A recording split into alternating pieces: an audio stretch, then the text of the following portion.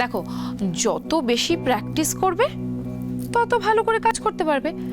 আর তাছাড়া আজকে তো অফিস ছুটি, ও তোমাকে বেশি টাইমও দিতে পারবে। তাড়াতাড়ি ফোন করো, এত ভাবছো কি বলো তো, ফোনটা করো।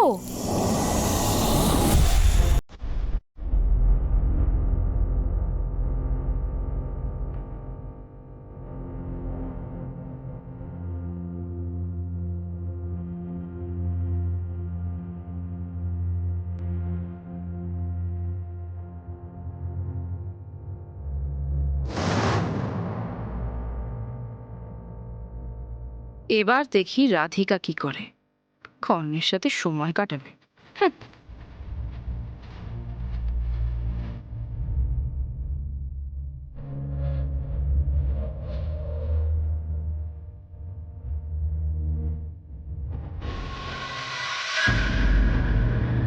तुमको देखा तो ये ख्याल आया, जिंदगी धूप तुम घना साया।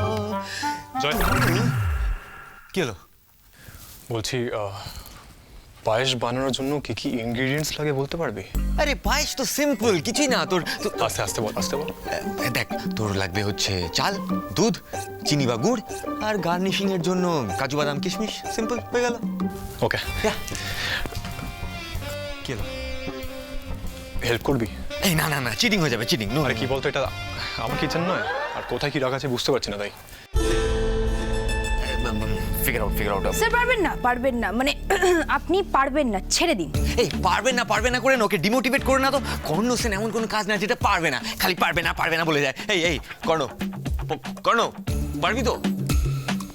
হ্যাঁ পারবো।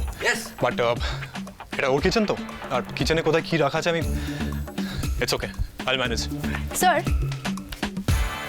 আপনি না খুব জেদি। আপনাকে কেউ বলেছে এটা? আপনি জেদি। যাকে আমি তো শুধু ভাবছি আমাদের এই রান্নাঘরটাকে কত যে অত্যাচার সহ্য করতে হবে আপনার জন্য কে জানে।